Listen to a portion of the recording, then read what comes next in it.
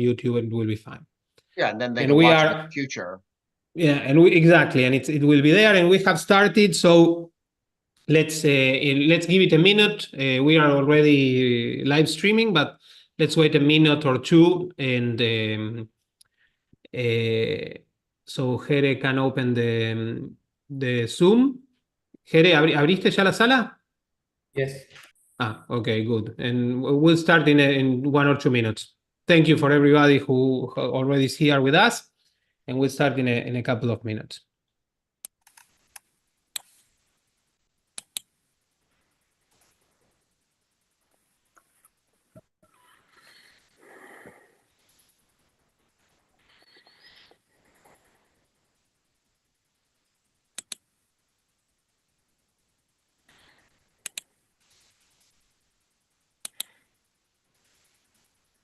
Okay, well, they're pushing me that we are already live, so let's start. People will be joining, and for sure people are watching on YouTube.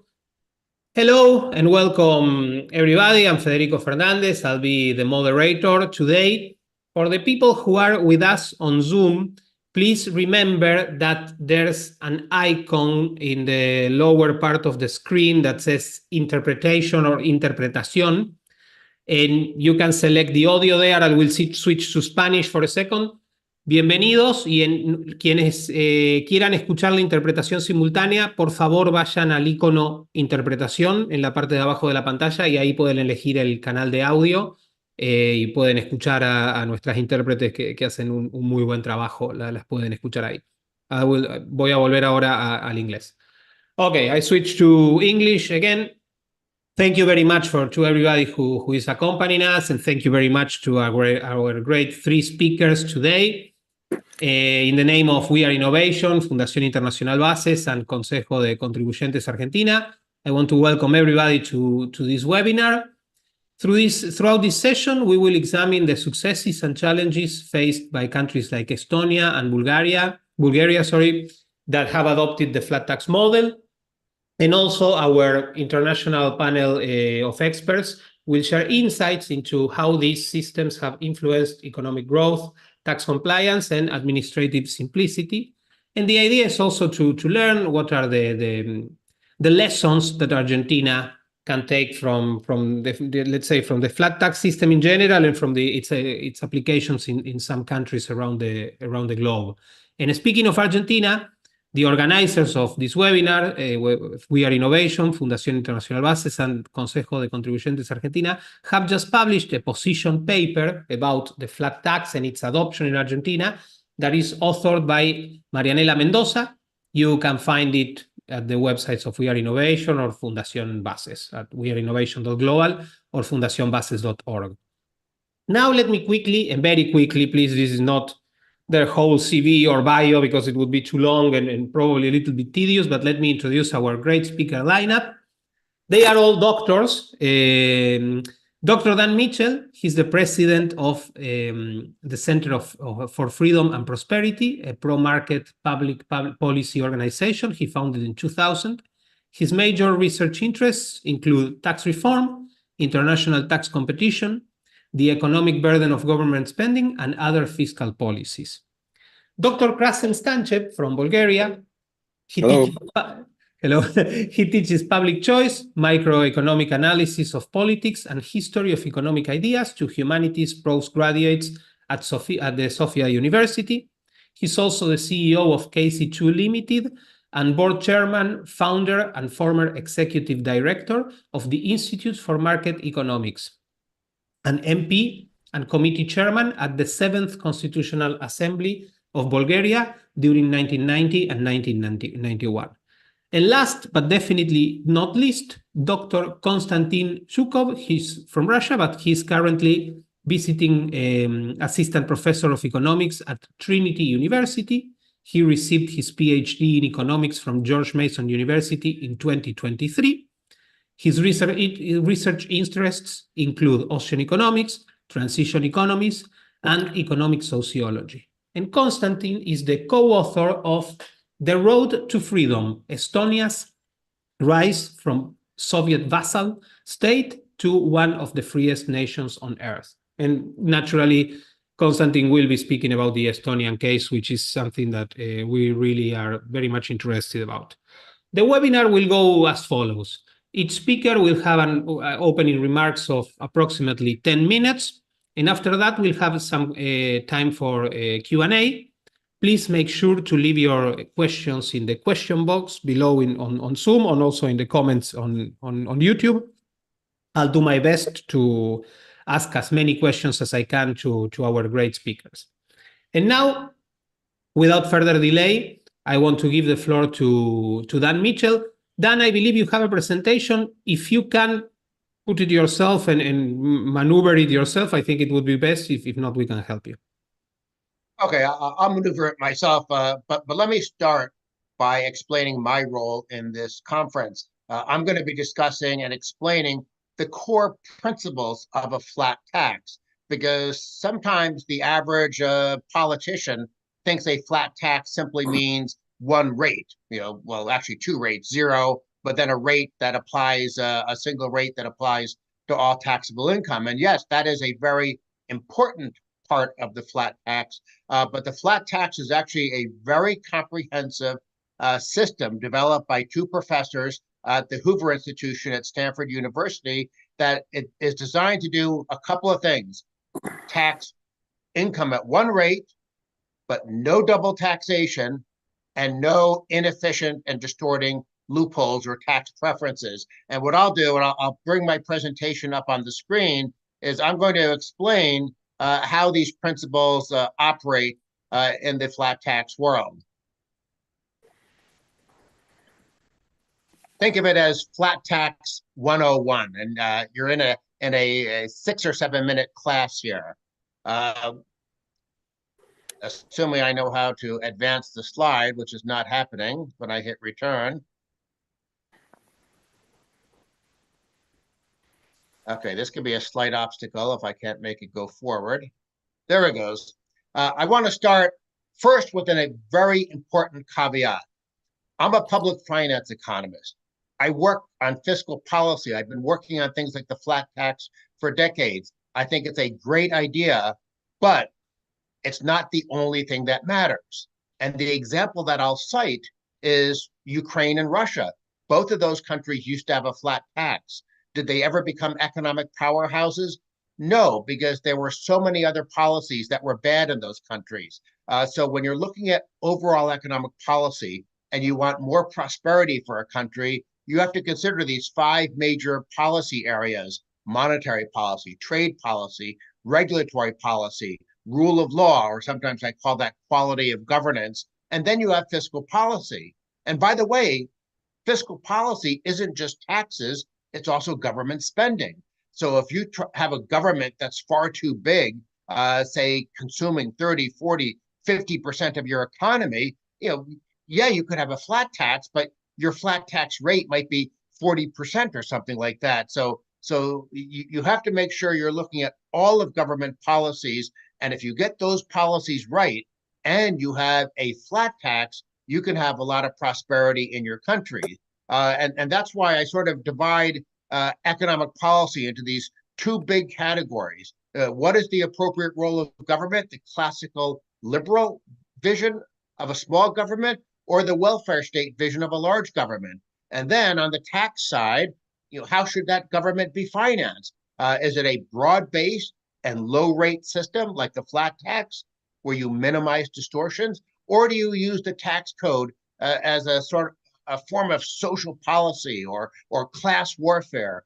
These are some of the big issues that are involved in fiscal policy. But let's focus on the reason that you want a flat tax. You want a flat tax because you want a low tax rate, because what is a tax? A tax is a price that government is imposing on whatever is being taxed. And so the example I use when talking to American politicians is they often, they bang their fist on the table and they say, we need high taxes on tobacco and alcohol because we want people to smoke less and to drink less. Well, that's economically, that makes sense. But what I tell those politicians is you need to apply that same lesson to taxes on work and entrepreneurship and other forms of productive economic behavior. And the academic research shows that if tax rates are below 20%, by and large, people still have good incentives to be productive. But you also, as you see on the second bullet point, you want to have no double taxation. And I'll explain what that means. But what you need to keep in your mind is that you don't want to penalize people with extra taxes on saving and investment, because every economic theory, even Marxism, even socialism, every economic theory agrees that you have to set aside some of today's income to finance tomorrow's growth. And then, of course, you want your tax code to be neutral. You don't want backdoor industrial policy. You don't want cronyism. You don't want politicians giving special low tax rates to their friends and political supporters, and then extra high tax rates on things that they don't happen to like. That makes the economy very inefficient. Now, when I mentioned having low tax rates, this ties into something that Federico said in the introduction.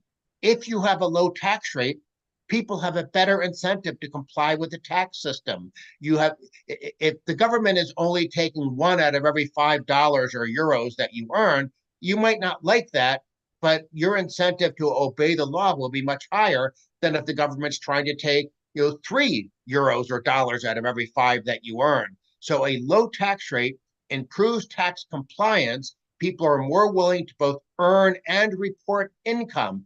And again, I want to underscore the point that 20% tax seems to be a real important cutoff point. Tax rates below 20%, people are willing to pay those. Taxes above 20%, you have much, much bigger incentives to earn less income, to report less income, to go through various complicated maneuvers to protect yourself from government being too greedy. Now, that's why you want to have low tax rate. That's principle number 1 of a flat tax, and it's the one most people understand. In America, we've had this discussion about having a 17% flat tax, and most politicians, they only understand the 17% part. But I want to discuss now, by the way, before I talk about double taxation, here's a visual that I think explains why it's important to have a low tax rate. You imagine a taxpayer deciding, should I work harder? Should I sacrifice my leisure to try to earn another $1,000 or 1,000 euros? Well, at a very low tax rate, yes. But as tax rates get higher and higher, of course, that individual worker has less incentive to be productive, to create more wealth for the economy, to make the economy stronger and more competitive. So again, keep tax rates low. And I gave the example earlier about politicians understanding this when they talk about taxing things like tobacco consumption. Well, here's a meme that I think makes a very important economic point.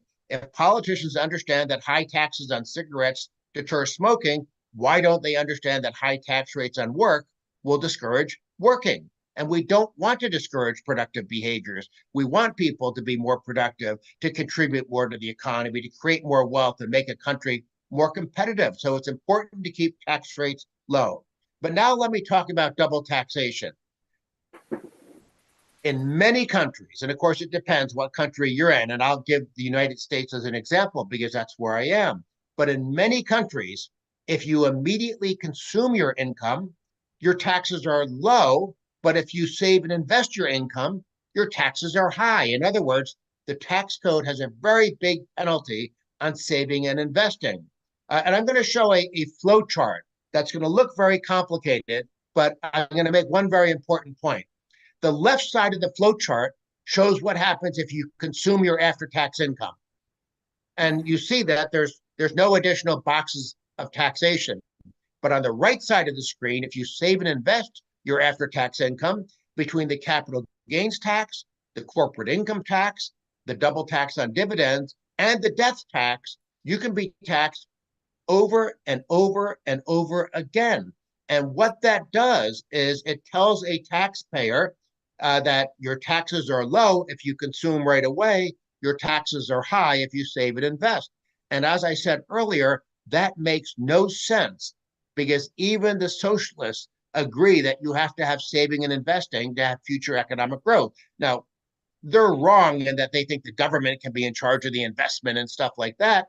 But every economic theory, literally every economic theory agrees you have to have saving and investing to have a future prosperity in your country. And yet in most countries in the OECD and the EU, they have these very heavy penalties on income that is saved and invested.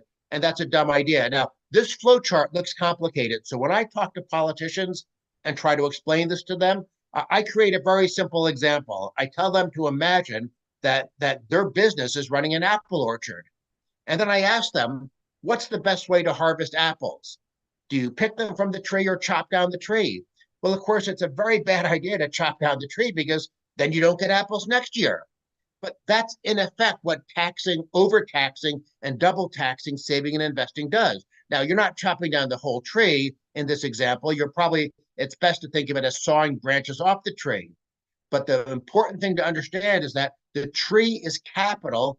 The apples are income from capital. So if you must have an income tax, yes, tax the apples. Do not saw branches off the tree because that means you have less income in the future. That's very, very important. And it's one of the things I constantly try to explain to politicians. If you're doing a flat tax, do the comprehensive, well-designed, Paul Rabushka flat tax that the experts at Hoover, at the Stanford University's Hoover Institution developed. Now, the third principle is you want neutrality. You don't want government picking winners and losers, industrial policy, special favors, all these different complicated loopholes in the tax system. And by the way, how many are there? Let me show you a slide. And this is 10 years old, by the way. It shows the number of pages in the US tax code. So I don't know how bad it is in other countries, but from when our income tax was first created in 1913 with only 400 pages, we're now well over 70,000 pages. Now, it takes one page to say this is the tax rate. Why do we have 75,000 plus pages in our tax code in the United States? We have 75,000 plus pages because politicians have spent more than 100 years creating special loopholes and penalties and credits and deductions and exemptions and exclusions, all designed to, in effect, try to steer the economy. I mean, everyone knows that the Soviet Empire failed in part because the government tried to steer the economy in a macro sense. Well, what's a complicated tax code? A complicated tax code is just a backdoor version of trying to do the same thing. Now, fortunately, not nearly as bad as what the Soviet Union did, but you don't want complicated, corrupt loopholes in your tax system. And by the way, I said corrupt for a reason. When politicians can buy and sell special favors in the tax code, it creates this enormous ability for corruption in your political system. So the three principles: tax at a low rate, don't double tax saving and investing, and don't have corrupt and distorting loopholes in your economy. You do all these things and you have a flat tax. That is why a flat tax is so good for growth. It's not just the low rate, it's also getting rid of double taxation. It's also getting rid of corrupt and distorting loopholes. Let me close by just saying something real quickly about the Laffer curve. Because a lot of times when we tell politicians adopt a flat tax, they get worried about, oh, we're not going to have enough tax revenue. That's, of course, what they always think of. And the Laffer curve is simply this principle. At a 0% tax rate on the left side of the chart, you collect no revenue. But at a 100% tax rate, you also don't collect any revenue because who's going to work if the government steals every penny that you make? Every economist, even Paul Krugman on the left, every economist agrees that there's a curve between 0 and 100%. Now, they argue about where is the revenue maximizing point on the curve, but I don't care about that. I want to be on the growth maximizing point. The growth maximizing point is where you raise enough revenue to finance the legitimate and limited functions of government. And let me give you one example to close out.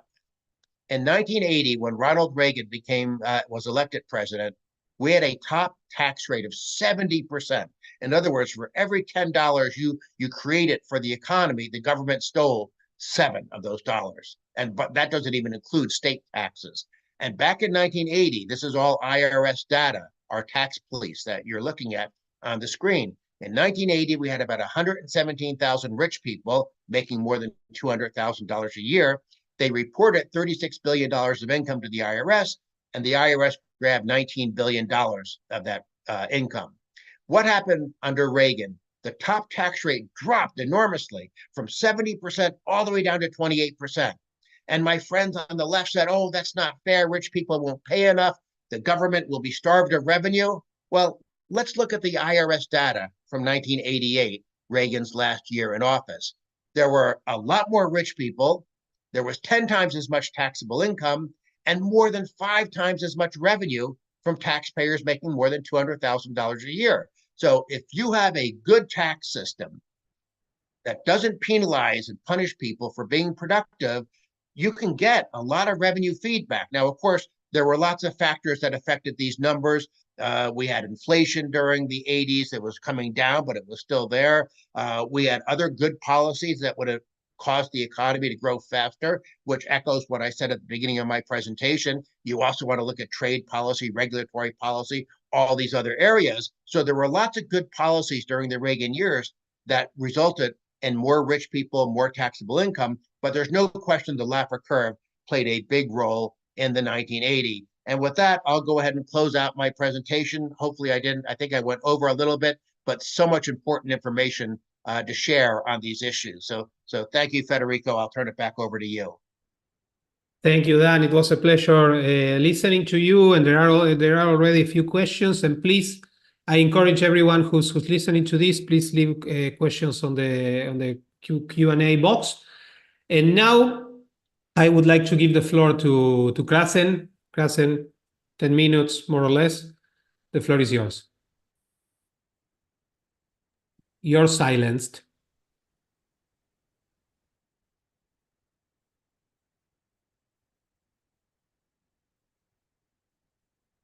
Okay, so buenos dias. I would continue from where Dan stopped, but I would like to mention several things related to the experience of the flat tax in Europe. Flat tax in Europe was basically an effort made by all the ex-communist countries, all of them. So currently we have about 30 countries with a flat tax. All of them are below 20%. Actually, 2 countries with 20% flat tax. The first flat tax country in Europe was Estonia. So it was 25. About 10 years ago, they decided that they will go down, to probably 15, and they were reducing the tax, by 0.5 percentage point for 10 years, and now they have 20. The next country with 20 is Georgia. But this 20% flat tax basically covers also the Social Security. And typically it is divided in 2 parts, Social Security contributions, which is a tax on labor, of course, and 10%, which is a tax on income. Dan mentioned Ukraine. Ukraine, before the war, had a flat tax rate similar to Estonia and Georgia, 19.5%. But 1.5% was a military tax, and this was the only tax people were paying in Ukraine after the annexation of Crimea. So currently, the Ukrainian experience, I am following this almost daily, is very interesting. This is probably the first country in Europe, because of the war, which has a voluntary tax compliance. It's absolutely voluntary. I mean, especially tax on income.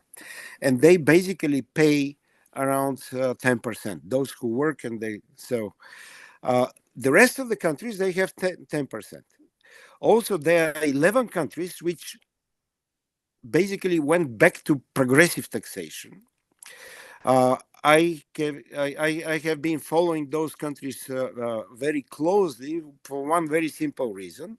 So when we started the flat tax reform, actually, I was in the flat tax camp, from day one. I mean, from the early 90s, but we've managed, because of other things, to launch the campaign here in Bulgaria in 97, and we completed, the reform towards flat tax after 10 years of campaigning. So, and in between, other countries of our camp, were doing something similar, and I have been following this. And I was completely disappointed when Albania, Czech Republic, Iceland, Latvia, Lithuania, Montenegro, Serbia, Slovakia, and all these countries, left the flat tax. So what they did, however, after leaving, with some exceptions, of course, I can explain why it was, and I think there are two factors which moved those countries off the flat tax list. What they did after is that they retained very low taxes. So even when they introduced two rates, which is actually three rates because you have zero, of course, so they kept the upper rate relatively low, or they applied to extraordinarily rich people. So, and this is in all the countries. So, what were the reasons for these 11 countries to leave the flat tax? So, there are two reasons, and here I basically can confirm by statistics, all the countries. I know most of the cases very well.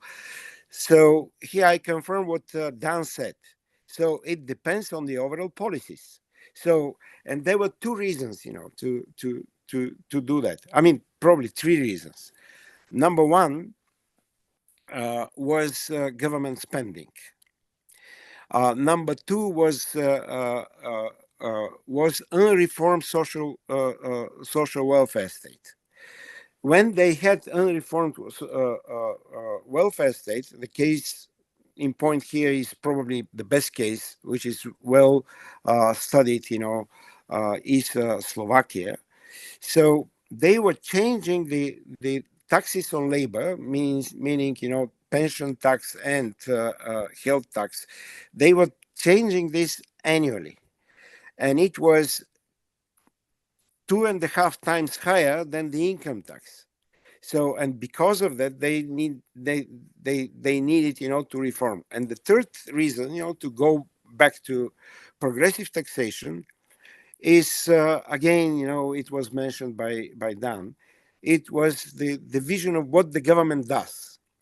And when the vision of what the government does, or the so-called populist parties, so have the idea that the government is in between everything, before, during, and after making kids, for example. So they basically believe that they should, and of course, they convince the public, to be elected, through promising one very simple thing, and this is a repeated case. So in all these 11 countries, the governments which went back to progressive taxation, they managed to convince the voters that this is somebody else who will be paying the tax, not the voters, not exactly the group of voters they were targeting. So this is a basic confirmation of the old English saying, that the Englishmen don't hate taxes; they hate just the act of their payment. So, and this is the trick always, in all these 11 countries when they moved off the flat tax list, So some effects. The reasons for reform. The reasons for reform were very simple. So for those who were campaigning, in favor, independent economists, political scientists, others, the motivation was only one. This is to increase the resources of the individuals, nothing more. So the governments which went through reforms, very often they were socialists, by the way, they had a different motivation. They wanted to see revenues going up. So, and we managed to convince them the Laffer curve works. So the third argument was prospects for incentivizing investment. The third argument was to keep the welfare state as it is and allowed to individuals to take care of their own welfare. None of the countries of these whatever ex-communists, had been a major reformer of the welfare state. The results: the welfare went up as expected. The Laffer curve was working everywhere. The best working of the Laffer curve was for the countries which did not have loopholes in the flat tax system. One of those countries, with no loopholes, no non-taxable rate of income. So there is no zero tax rate in Bulgaria. So you earn €1, you basically pay 10 cents. You earn 1,000 euro, you pay 100 euros a tax. That's it. So it's very simple, very straightforward. So how did it work? So the statistics for all the countries is very good, but at the same time it has been working if and only if the government spending, the size of the government spending, was relatively low. And in those countries which we have as a success of the flat tax, the government spending has been always at least 10 percentage points below the average for the European Union. And in the better countries, those 4 members of the European Union which still have a flat tax, the government spending has rarely been below 35% of GDP, above 35% of GDP. At the same time, the fiscal revenue has been going up all the time. In all the flat tax related sources of income, be this corporate or personal income, the corporate is more subject to fluctuations because of the business cycle, because of demographics and other factors. The flat tax on personal income is basically much more stable, in Europe, and I believe not only in Europe, but in the entire post-communist whatever world. Before finishing, I would like to mention several things. So the flat tax works if there is low percentage of government spending in GDP. The flat tax works if there are little or no loopholes.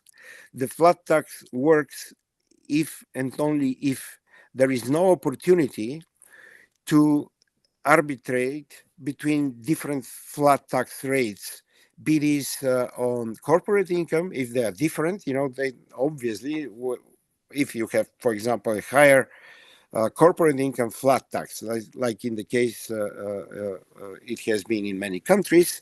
So then, the corporate people will arbitrate between the two, and they will opt, for something which will reduce the government revenue. Several things from statistics. The best statistics on the effects of flat tax is the Credit Suisse Institute annual reports on wealth. Wealth is calculated as the sum of all the assets which belong to the older population, meaning above 18 years old in most of the countries of the European Union or Europe, or in some countries it will be above 21 years. So what happened in all these countries, according to the statistics, and this is very good statistic because it's available. This is the Wealth Report data bank, so everybody can find it on the website of the Credit Suisse Institute. What happened is that after introduction of the flat tax,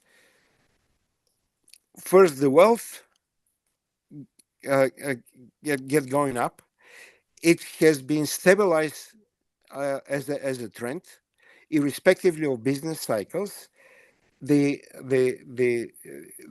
worst was the situation in a country before the introduction of flat tax, the greater the development of wealth. For Bulgaria introduced flat tax, or starting to introducing flat tax, reducing and that sort of stuff, flattering the tax rate in 2000. So between 2000 and 2022, the wealth of average Bulgarian adult citizen has been growing up altogether for all these years 12 times. 12 times. It's just remarkable. There are only other countries which had a similar, but this is for all the flat tax countries in Europe. One of the evidences that the system works, even for the welfare of the individuals, not for the welfare system of which is managed by the governments.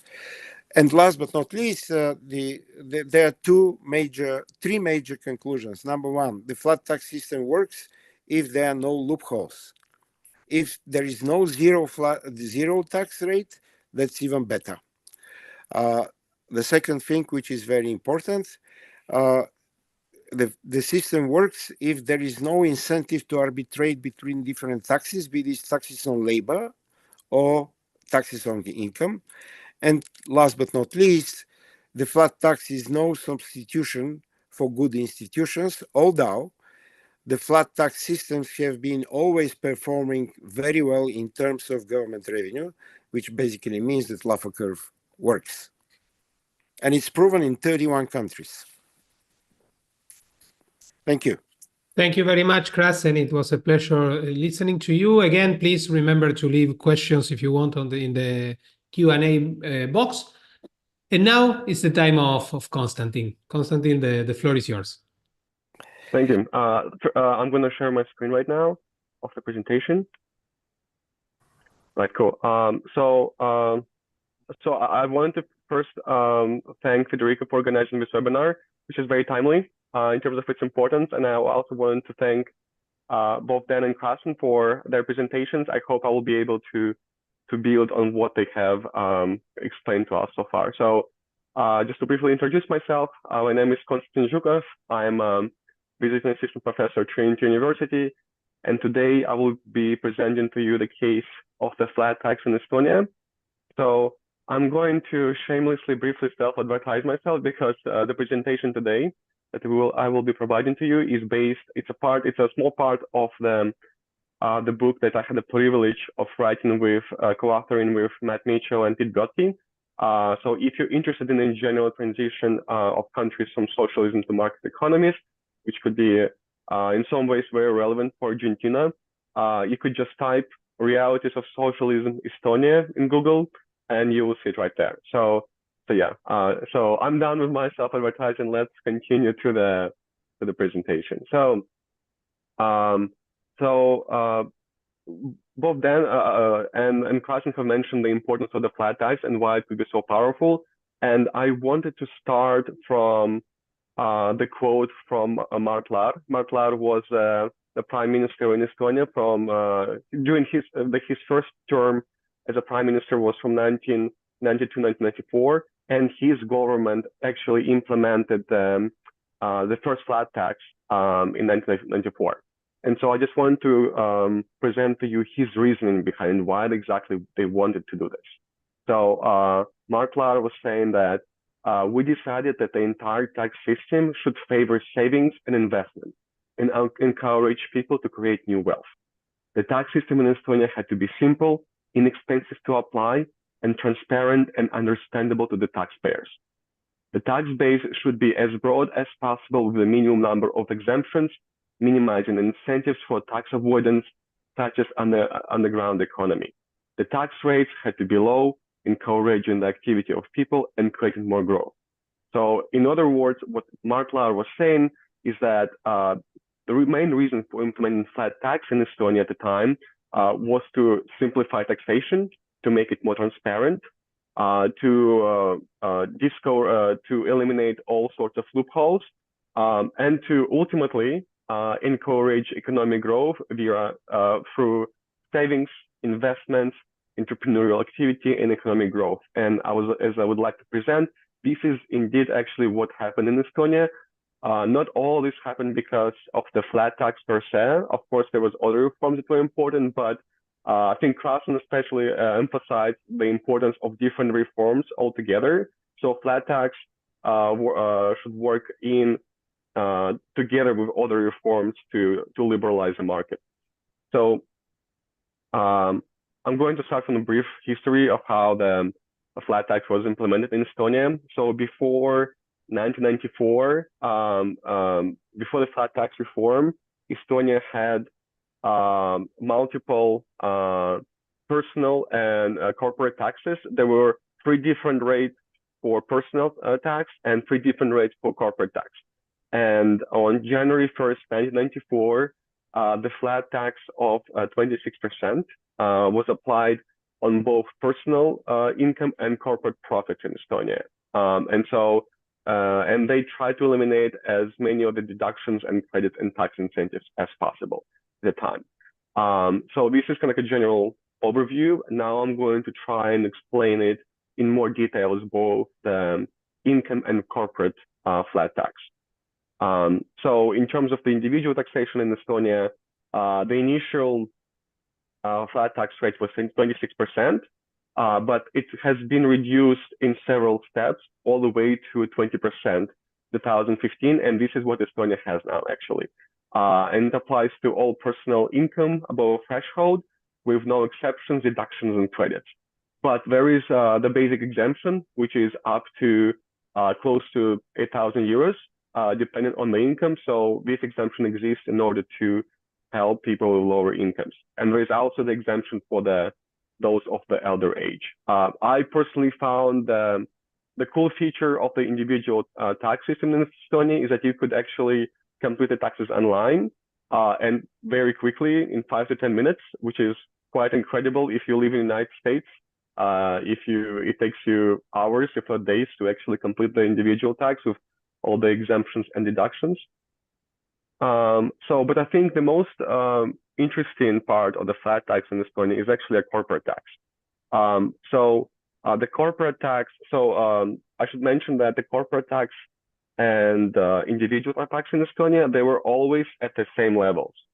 They were always at the same levels with the purpose of avoiding any kind of evasion and any loopholes in the tax system. And so the corporate tax has been simultaneously the personal tax reduced to 20% in 2015. And the very distinctive element, the very interesting element, I think, of the corporate tax system in Estonia is that since the year of 2000, business profits are taxed when they are distributed. I'm going to explain it in more details, but this is just contrary to the prevailing tax systems where they are very complex with different deductible expenses, depreciation and amortization schedules. It's all very complex. And the Estonian corporate tax system moves away from it. It moves away from it, and essentially the way it works is that Estonian companies only pay taxes when they distribute profits to shareholders. In other words, essentially the Estonian companies only pay corporate tax when they pay dividends to their shareholders. And dividends that are paid to the shareholders are also exempt from individual income tax in order to avoid double taxation.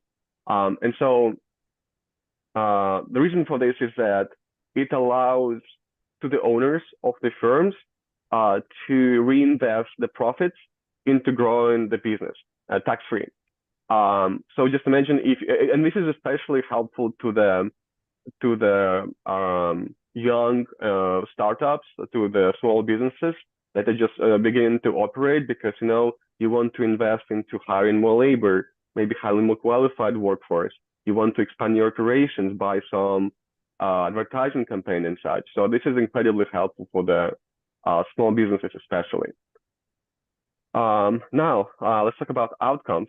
So whether the reform has been successful, it is a success story by any measure, really, that led to the low compliance costs, efficient tax collection, and positive economic outcomes.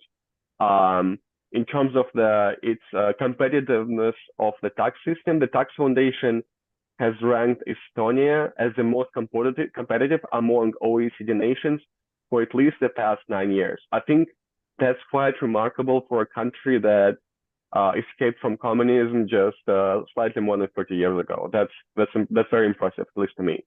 And another feature is that in 2021, the flat tax in Estonia was the second lowest top rate and less than the half average rate in OECD countries. So again, very impressive. Now, if we speak about economic outcomes, I just want to provide some data, some statistics on that.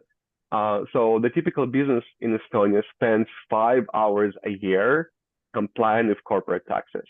That illustrates transparency, simplicity, and the low cost of compliance with the flat tax in Estonia.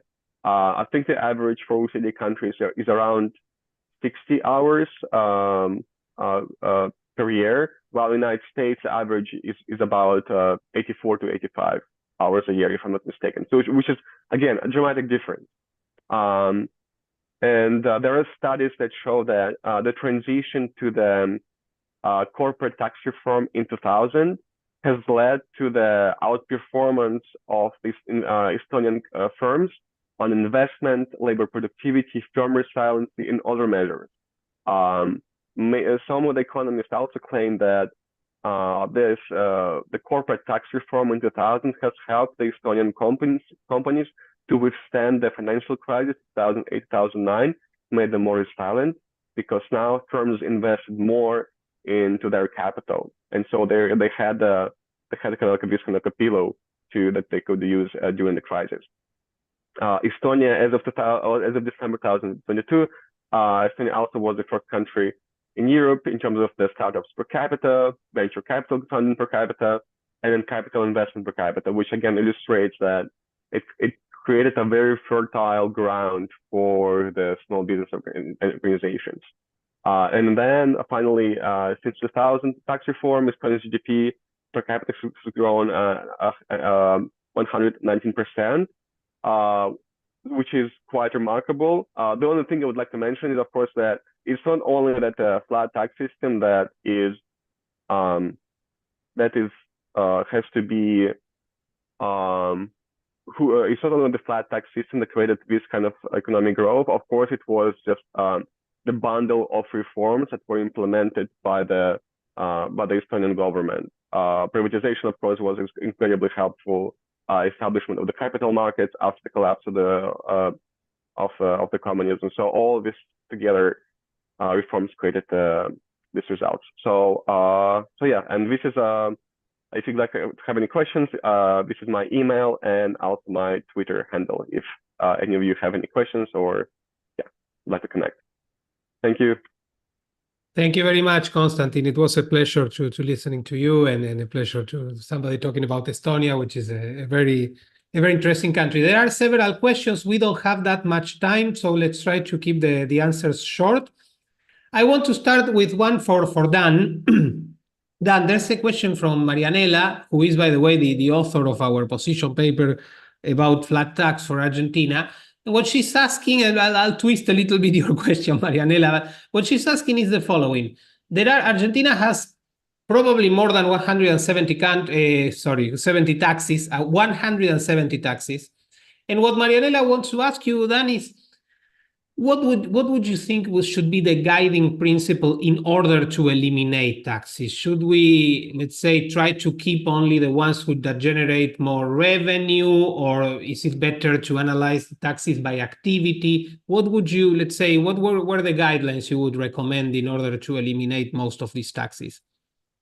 This is a very important question because in some of the formerly communist countries that adopted flat taxes, They may have had low rate flat taxes in terms of their income tax, but they had very high social insurance taxes. They had very high value added taxes. And this just underscores what the other presenters have said. If you have a big, giant welfare state, you're going to have a bad tax system.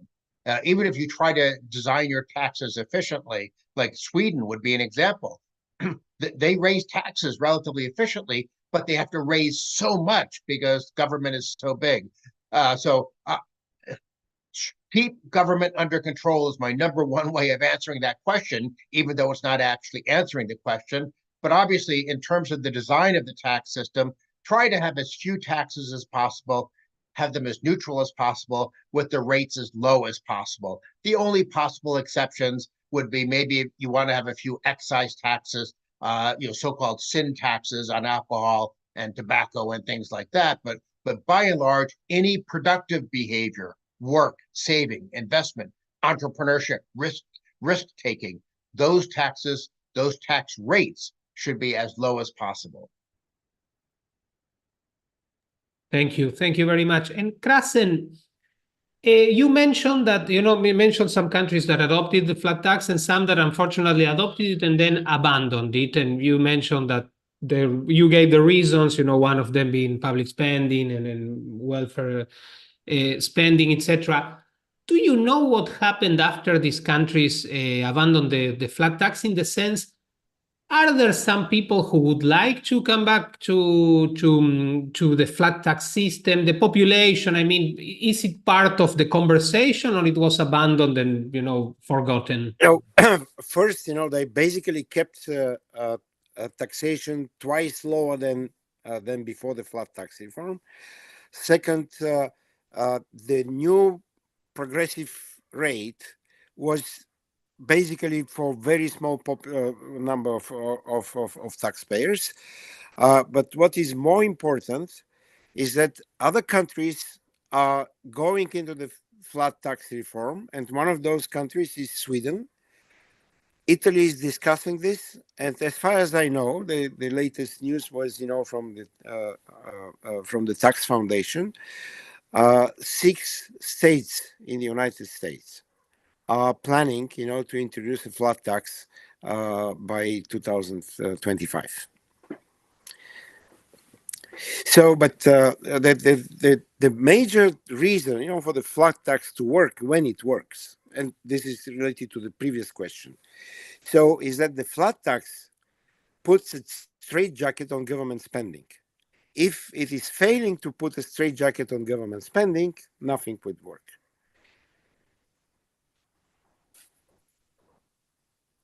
Thank you, Krasen. Thank you very much. And Konstantin, one question for you, let's say, because you emphasized during your talk, and I think that was very appropriate, that, of course, I mean, the flat tax is not a silver bullet. It's not that you apply a flat tax and you solve every problem, but definitely it helps. But the issue that I wanted to ask you is the following. If you could, let's say, if you had the possibility to sit down with a president from a country of Latin America, of Argentina, somebody, somebody like that, how would you sell them the Estonian model? Because, for instance, in Argentina, in my country, but in Latin America in general, we have a great stock of excuses. Sweden, they are too blonde. Estonia is too small. The US is too up north. Switzerland has too many mountains. And wherever, South Korea is in Asia. There's always an excuse. So how would you, and there's always a but, how would you sell the Estonian model to a country like Argentina? Oof. Well, I would think that could be a hard sell because countries could be, people have predisposed ideas, and it could be hard to sell anything to anyone. I would say to them that it's not an easy path, because a flat tax is not a silver bullet. It requires a comprehensive reform on many different dimensions, in terms of curtailing the regulations, easing in the labor market, reducing government spending. But once you do all these things, then you would see that the country, the standards of living are increasing. Businesses are becoming more prosperous. Small businesses are booming. So, yeah, just pointing out that it's it's a complex issue, and it's a bundle of things that have to be coming together. But once you actually get everything right, then you will see this prosperity and growth in the country. So that would be my kind of like simple 1 minute speech to them. Thank you. It goes directly to our TikTok. Kratzen, you want to add something, please? About the Swedish argument, they're really blunt. But if you take the effective tax rate, the effective tax rate in Sweden is very similar to that of Estonia. It's 21%. So look at the statistics, OECD has it, it's and the Tax Foundation actually has a feature on income taxes in Sweden. Dan, you want to add something? Yeah, Crossan mentioned flat taxes in the United States. I've written about this extensively. First, the most important thing to understand is that we have 9 states with no income tax whatsoever. And in a fantasy world, the best flat tax has a rate of 0. Countries became rich in Europe and North America before there were income taxes, when there was no welfare state. So that's a very important point to understand. But then, in addition to the 9 states with no income tax in the United States, we have 13 states that actually have flat taxes, or they are phasing in flat taxes. And this is a very important point. The reason we're getting better tax policy at the state level is because of tax competition. And one of the reasons we got all those flat tax reforms in Eastern Europe about 15 years ago was because of tax competition. Tax competition is a wonderful friend of taxpayers. And that's why we need to be very concerned about the OECD and other international bureaucracies that are representing the interest of politicians. They're trying to stamp out tax competition. That would be a very dangerous development. They've already, of course, had some success with their global corporate minimum tax and all their attacks on the so-called tax havens. The politicians are using international bureaucracies to try to create a tax cartel, sort of an OPEC for politicians. That's very important that we resist that and fight that, because if we want flat taxes in the future, either more of them or to preserve the ones we have, we can't let these greedy politicians working through bureaucracies like the OECD, we can't allow them to set up a tax cartel to squeeze more money out of their citizens. And Dan, what would you say to someone who claims that the flat tax is unfair, actually, and exacerbates inequality? I think inequality is a red herring. The most important issue, if you care about the poor, fight poverty directly, figure out ways to get more economic growth. I have what I call my 8th theorem of government. People who focus on inequality want government to get bigger. People who focus on poverty want to make poor people richer. I'm in that latter group. I want poor people to get richer. It's one of the reasons I like a flat tax. In my mind, if Bill Gates makes 1 million times more than me, as long as I have a chance to get richer too, there's nothing wrong with that. If rich people are earning their money honestly, if they're not benefiting from cronyism and from special favors from politicians, that's great. I want more rich people in America. I want more rich people around the world. I don't care if some people are getting rich, so long as everyone has a chance to get rich. Let them achieve as much as their talents and ability and willingness to work hard will take them. Don't fall for the poison of class warfare, which is designed, it basically represents zero-sum thinking, the idea that one person can't get rich without another person becoming poor. That's only true in a socialist world. In a free market world, we can all get richer. Krasen, you want to add anything? Yes, fair tax is the tax which treats everybody equally. And this is from the Bible. I mean, this is from the biblical time until today.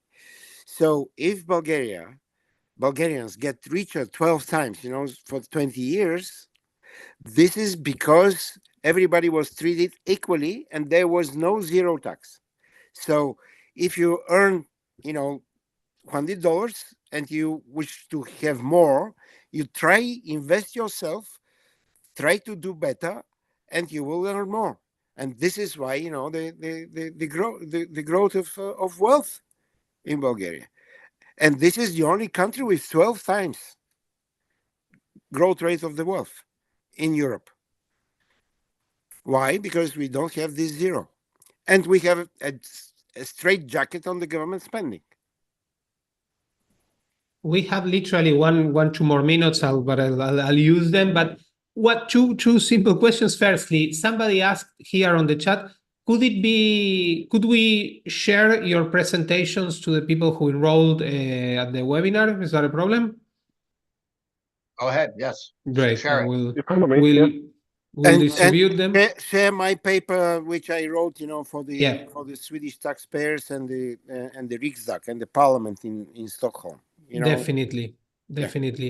And regarding and for whoever wants to take this question, if we, let's say, a country like Argentina wants to go to the flat tax, would you recommend a smooth transition, or as Martlar would say, just do it?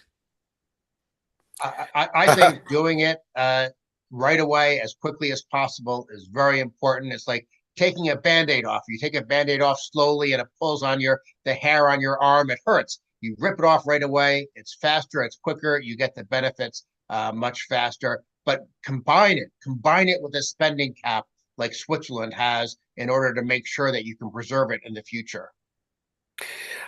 We did it at once. I mean, we were preparing, for 10 years.